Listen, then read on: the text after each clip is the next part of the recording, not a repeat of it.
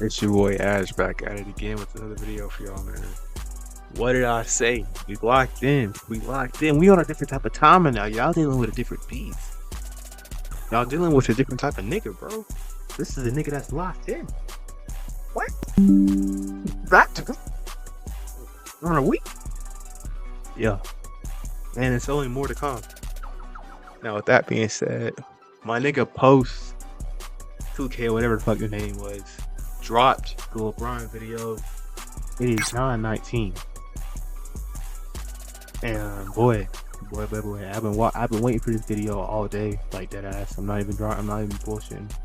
Been waiting on this video all fucking day. This LeBron, been telling niggas about it all week. Look, I know I'm hyped. Y'all probably hyped too. I got basketball content coming. Playoffs is about to start. Yeah. Playoffs is about to start, so you already know what that means, boy. It's your boy Ash back at it again. That's a YouTube video. Sit back and enjoy the ride.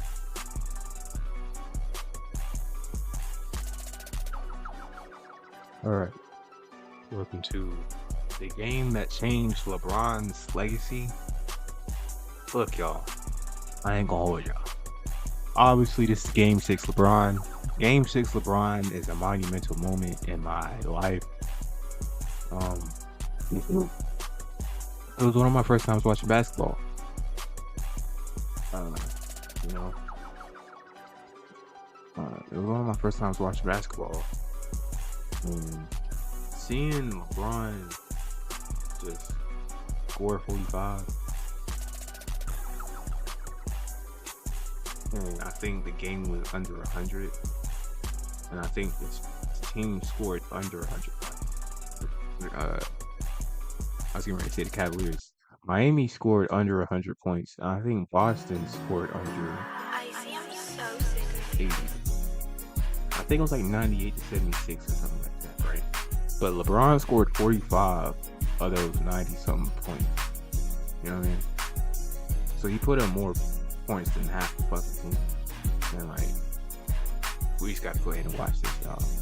I ain't gonna lie. We're going to get into it, y'all. One game to save your legacy. That's where LeBron James found himself. Bro, I'm tired of this shit always happening with my fucking head.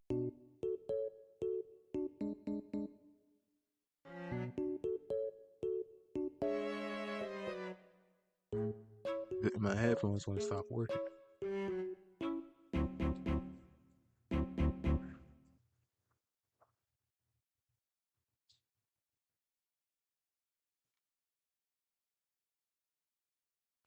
One game to save your legacy.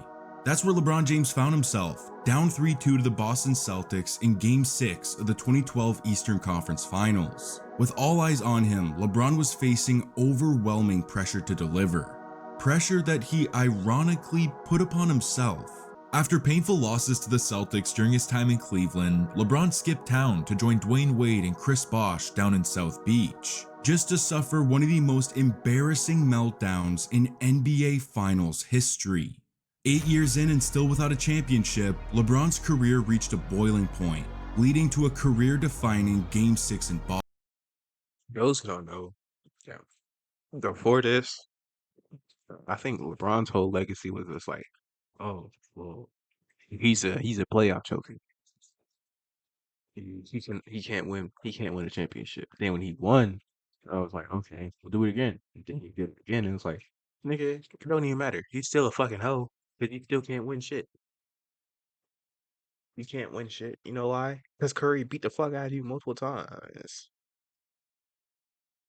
I'm going on a rant, my bad. Win and live another day, or lose and be crucified by the basketball world. Have your legacy tarnished and forever be known as the guy who couldn't show up when it mattered most. LeBron had one game to save his legacy. I played in Boston so many times. The history speaks for itself. But for this one time when I went to Boston for this Game 6, I felt absolutely nothing.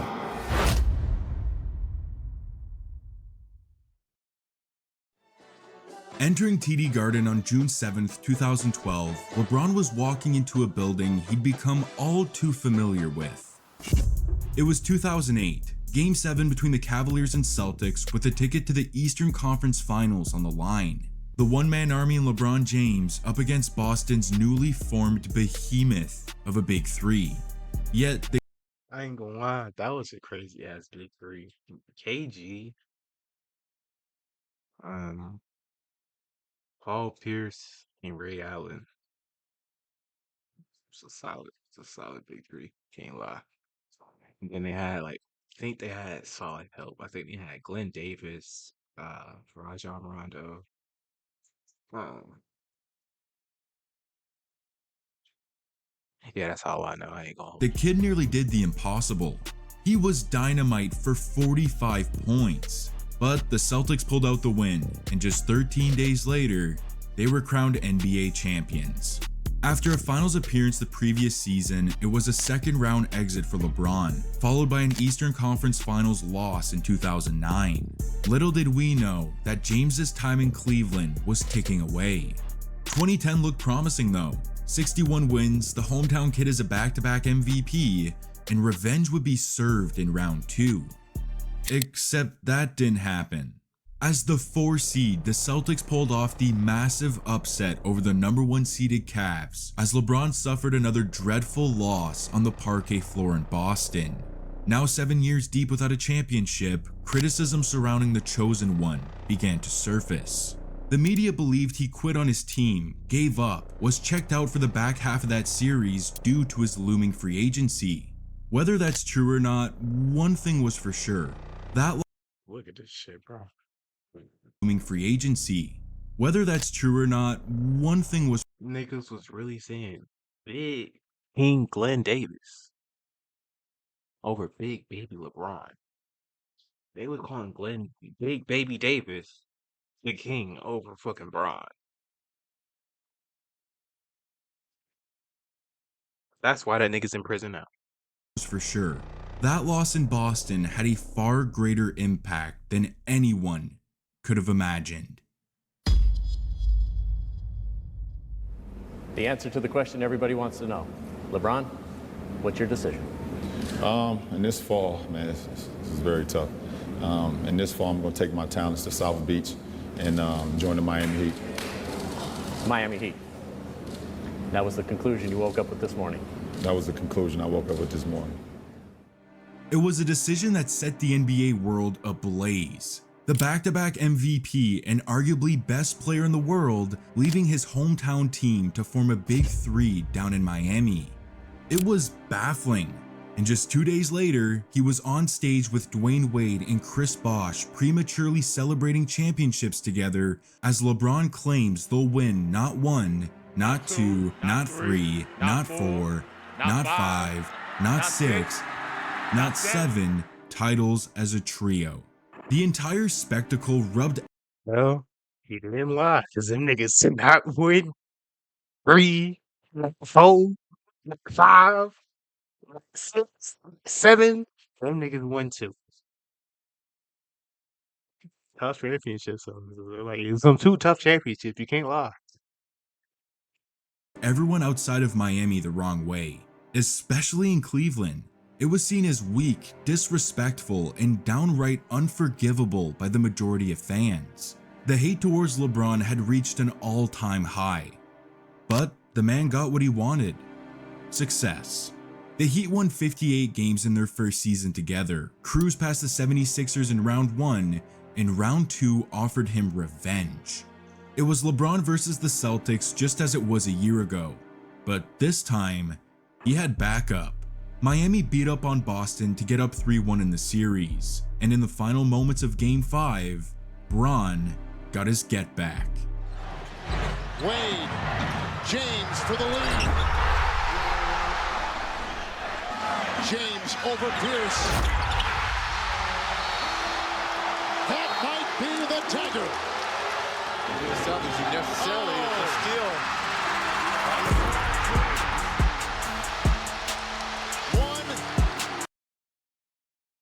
Like, tell me there ain't nothing tougher. Tell me what's tougher, bro. Tell me what's tougher than stealing the fucking ball, looking that nigga dead in his fucking eyes, jamming that ball down on his bitch ass head. The dagger. Doing something you What's tougher? necessarily What's tougher, man? steal.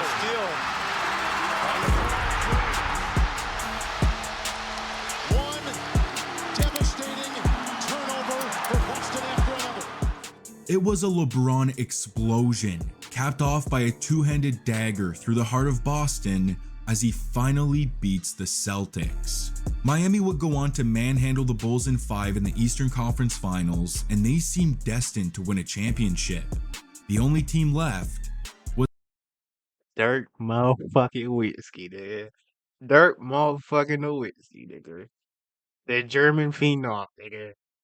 The one-legged crane from hell, nigga.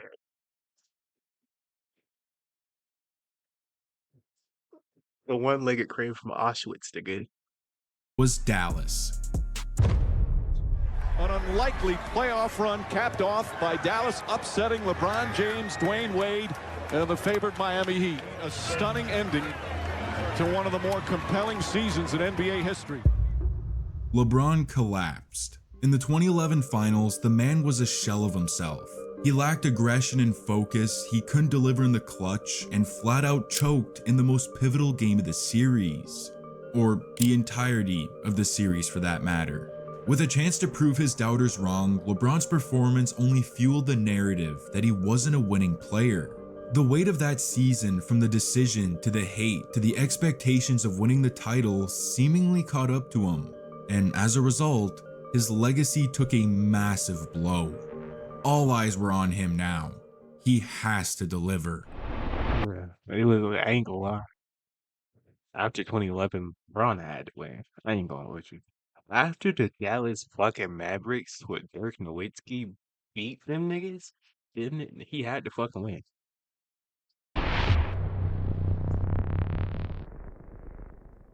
Entering a lockout-shortened season, LeBron responded to all the noise by winning his third MVP in 4 years. The dude was a killer, but of course, the pressure was on him to win a title, not another MVP.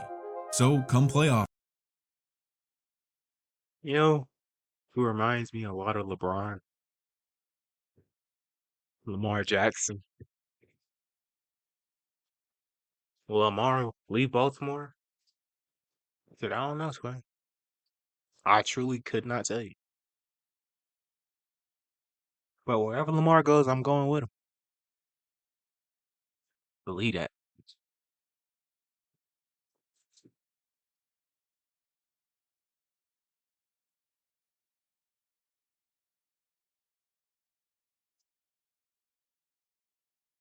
I'm gonna cut this part of the video out.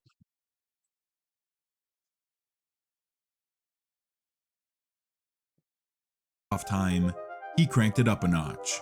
Miami annihilated the Knicks in round 1, but round 2 got scary.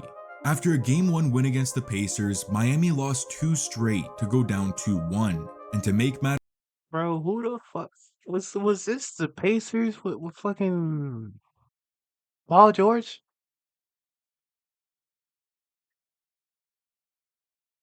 worse, Chris Bosh is listed as out for the rest of the series. Damn. There were whispers of another Miami collapse. So, in a critical game 4 on the road, LeBron answered the call.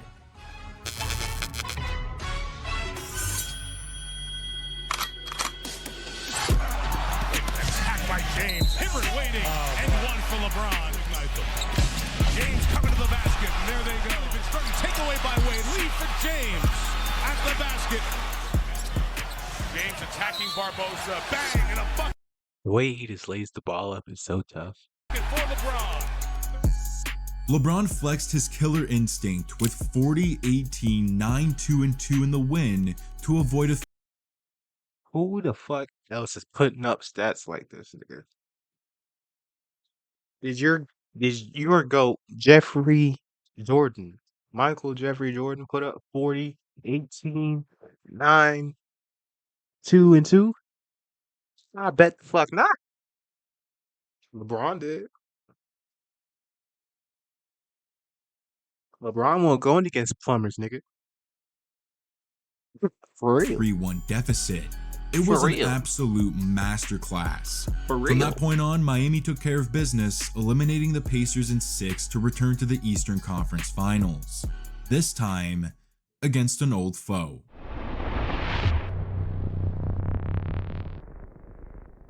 For the 4th time in his career, LeBron was facing the Boston Celtics in the postseason. This time around, the pressure of the world was on James to deliver and get his team back to the NBA Finals. And he quickly showed that he was built for the challenge.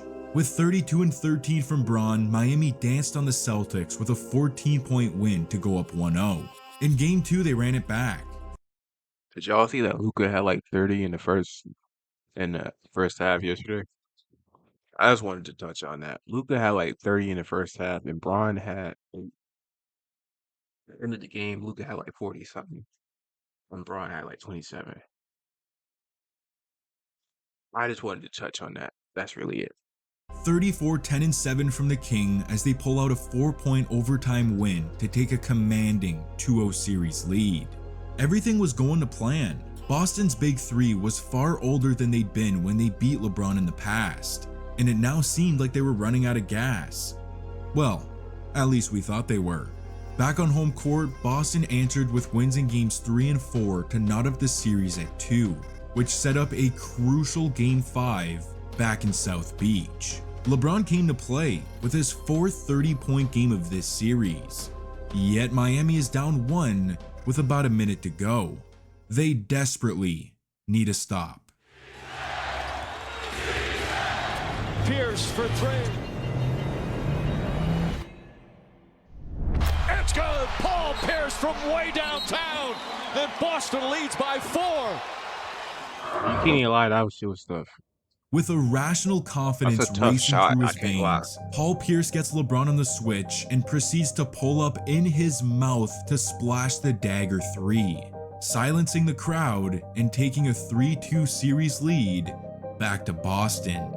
Just 1 week ago, Miami had absolute control of this series. A return to the finals seemed imminent, but here they are, just 1 loss away from another cataclysmic failure. After what happened last year, a loss in these Eastern Conference Finals would be a devastating blow to LeBron's legacy. He's supposed to be the king, the chosen one, yet he's staring down the barrel of a career-defining Game 6. With all the pressure, all the expectations, and all eyes on him in a game that will forever change his legacy.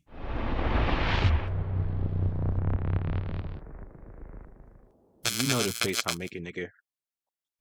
Headed into Game 6 back in Boston, LeBron was faced with the demons of his past. Another elimination game on that ever-familiar parquet floor with absolutely everything on the line. And by the emotionless look on his face, you knew he was about to unleash the beast. 29% from downtown. James blows past Pearson, throws it down, and the Heat quickly with a 4-point lead. That's one way to set the tone, a vicious tomahawk slam, and LeBron has his first points of the game. Just moments later, he sizes up Paul Pierce, drains the jumper right in his face, and then spins off Ray Allen and cashes in a ridiculous bump fade. After missing his first shot, the dude has now hit 3 straight field goals. But the engine was just getting warmed up. Like, when I tell you, bro, watching this shit, I was like, bro, LeBron gotta play. I was like 5. I was like, bro, LeBron gotta play, bro. He missed his first shot. Dunk. Pump fake. Spin. I'm like, oh shit, this nigga's going off. The 318 mark, he turns on the burners, flying past everyone in transition as he swirls in a backhanded scoop through contact for the and 1. The very next possession, he drills a right wing 3 to put Miami up 10 as he's yet to show any emotion whatsoever. Moments later, he gets the ball in the left block, spins, pump fakes, and laces the leaner around 3 Celtic defenders for his 6th straight field goal. Holy fuck. It was the end of the first quarter, and Bron damn near outscored Boston on his own. 14 points on 6. I'm telling y'all, like, this nigga was dead ass outscoring the fucking team. Of 7 shooting, and with Miami up 10 headed into the second, LeBron kept the heat on high. Paul Pierce described this series as a good old-fashioned bar fight as James hits it again. Sure, Doc Rivers doesn't want him to hesitate then. James, meanwhile, he is knocking down every dueling. Another double-figure game. James tries again. The way he shoots the ball is so tough. Puts it in again. 9 for 10 from the field. Right now, unstoppable. James again. He right now is at a special zone here in the first half. A wet jumper in the paint makes it 7 straight, that fadeaway over Petrus makes it 8, a filthy left shoulder turnaround makes it 9, and just a stupid leaning fade on the baseline makes it 10 consecutive field goals made for LeBron as he's up to 22 points on the night. The guy was a machine. He's done all of this without flinching at the fact that his entire legacy is on the line. His demeanor was one of a cold-blooded killer. It was disturbing. I mean, look at this. With 3 minutes to go in the second, these were the leading scorers for the Heat. Like, I don't think y'all under fucking stand, bro. Wade and Bosh had 4. Wade wasn't doing shit. Bosh won't doing shit. The whole team really on his back right now, bro. It was the definition of a one-man army. A one-man army that was about to launch an airstrike. Oh, James comes flying in and throws it down. He's got 27 first half points. LeBron drops in from the rafters to punch a thunderous putback over 2 Celtics with his hand at the top square of the backboard. 11 straight field goals, the dude has 27 points, and he wasn't done just yet. With under a minute to go in the first half, he fills up the cup with a tough step back going right for points 29 and 30 of the first half as he grills the sideline with that blank expression on his face. It was a public execution. Miami entered halftime with a 13-point lead, and the only reason Boston is somewhat in this game isn't because of Pierce, Garnett, or Allen. It's thanks to a young Rajon Rondo who's got Yes, bro. I told y'all, bro. Rondo, like niggas always wanted to, when it comes to the Celtics, bro. Niggas, a lot of niggas like to just think, oh, it was KG, Paul Pierce, and Ray Allen. Rondo was a big part of that fucking run, nigga. All right. Rondo was a big part of that fucking run, as well as Glenn Davis, nigga. All right, give them their respect. What is they talking about? 19 and a half, but that was nothing compared to what LeBron did. 35 and 2 on a scorching 12 of It's cold, I ain't 14 gonna from the hold y'all. field. Plus, his efficiency isn't solely off bully ball and easy buckets around the rim. This is coming off of an array of difficult jumpers and elite touch around the cup. LeBron's greatness was on full display, and after playing the entirety of the first half, he planned to do the same in the second. There's nothing to handle. I mean, for us, it's win or go home. So, you know, I plan on playing the whole second half.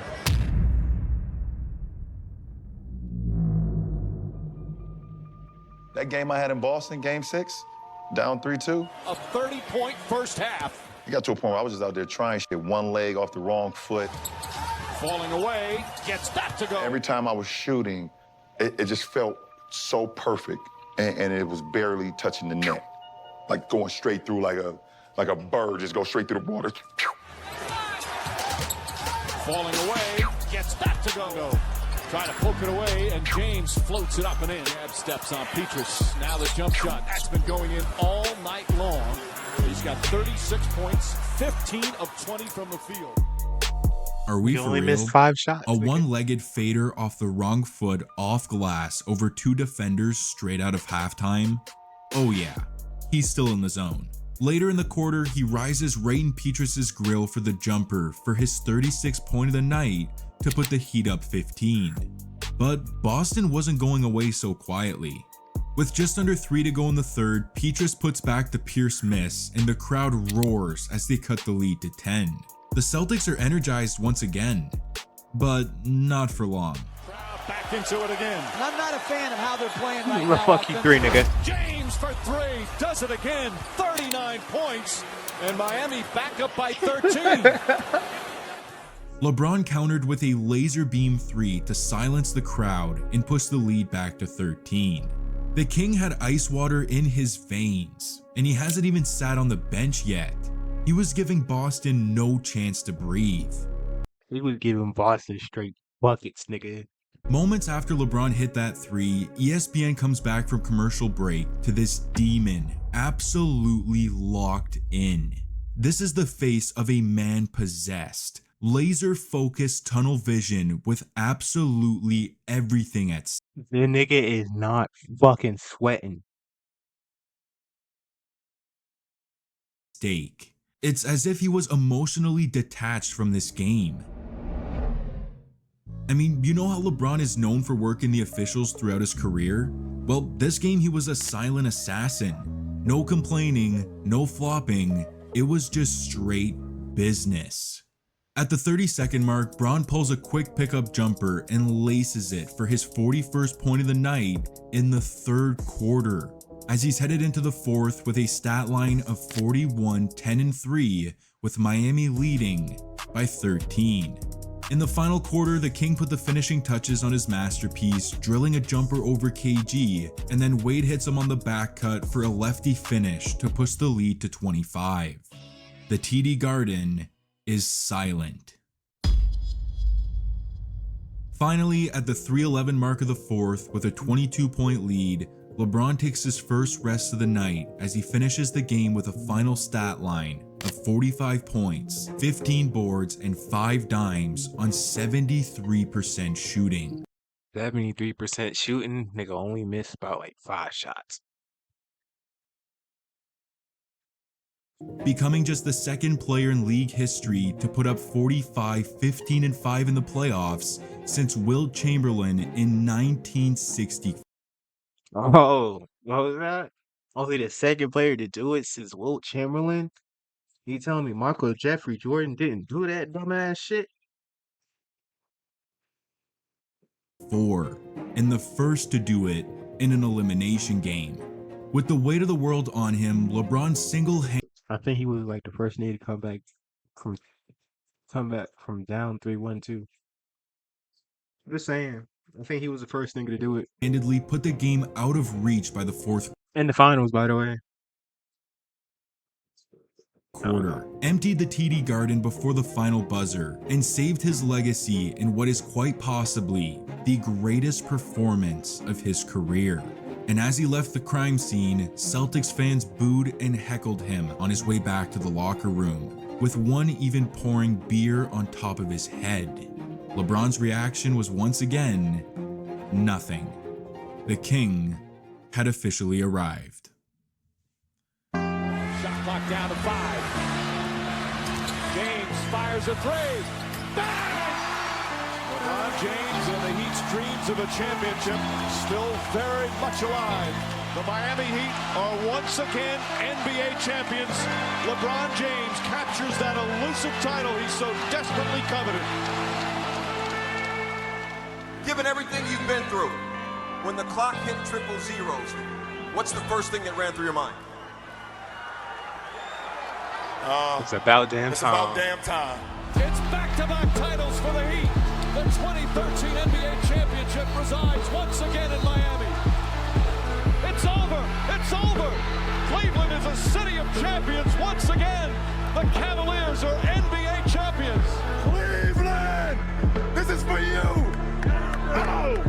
This historic 2020 NBA championship belongs to the Los Angeles Lakers. LeBron James, a shot at history. LeBron stands alone.